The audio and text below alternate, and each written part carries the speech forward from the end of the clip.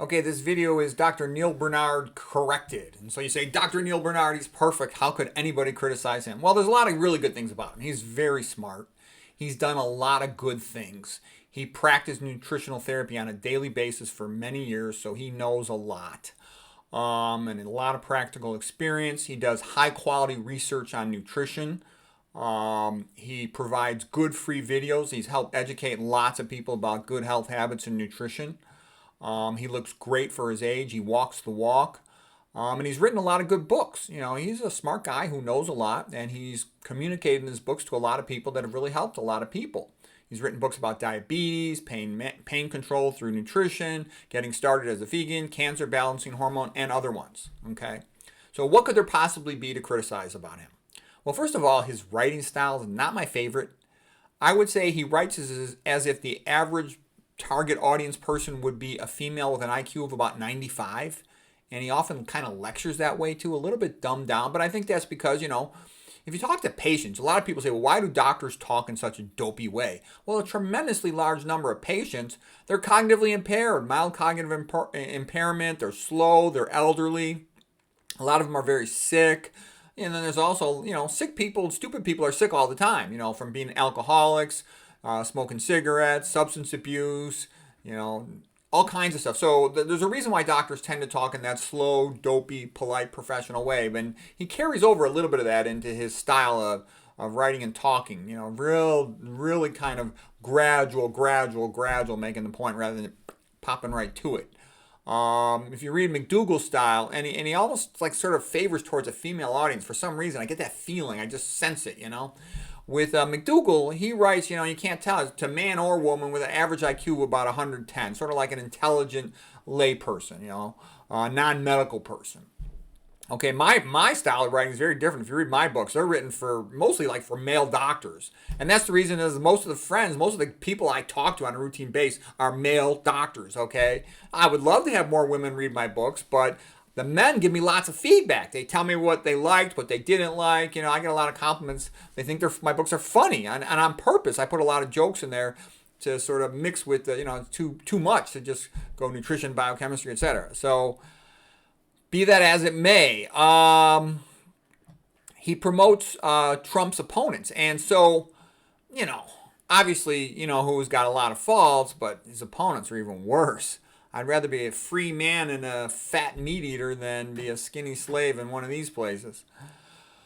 Okay, what else? He used to recommend multivitamins, which I thought was stupid because they tend to contain a lot of bogus ingredients, excessive amounts of, you know, like iron and copper, and you worry about contaminants, about the food dyes, potentially titanium dioxide, whitener. You worry about, you know, other problems within them, you know, the wrong type of vitamin E, all kinds of problems with them.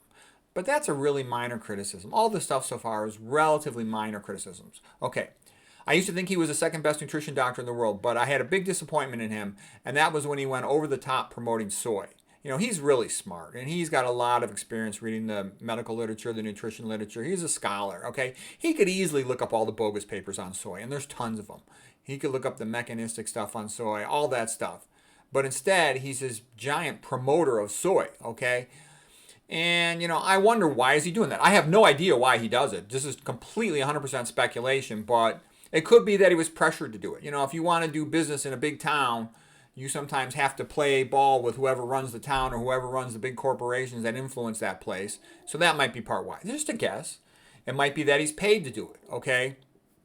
Sometimes, too, you know, nutrition doctors are not popular with big corporations and big pharma. You know, they're like, you know, what are you doing trying to cure these patients with diet? We're making tons of money selling drugs to these people, okay, or selling junk food to them. So they don't like it, nutrition doctors. They are not popular in conventional medicine. They're always being hassled and, you know, being potentially censored and all that stuff. So maybe that's it. They basically said, you want to keep your nutrition business, you're going to have to promote soy. You know, I don't know. I'm just guessing, but it's bizarre to me. Anybody who's intelligent and reads the papers on soy will see it as being fraught with tons of problems, okay?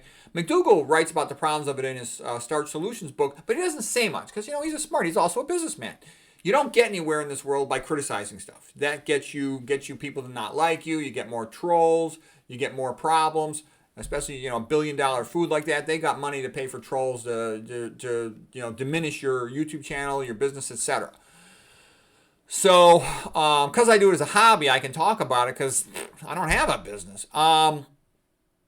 But the way he did that, he had people, you know, giving lectures on his YouTube channel that were major promoters of soy. I thought they were totally bogus. I thought it was not good.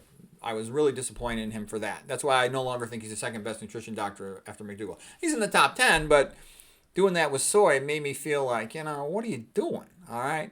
And I wonder, you know, like I said, nutrition doctors are not popular at all with conventional medicine or corporations. So there's pressure on them to do certain things, you know, and maybe that leads to other things like this. I don't know. I'm just speculating.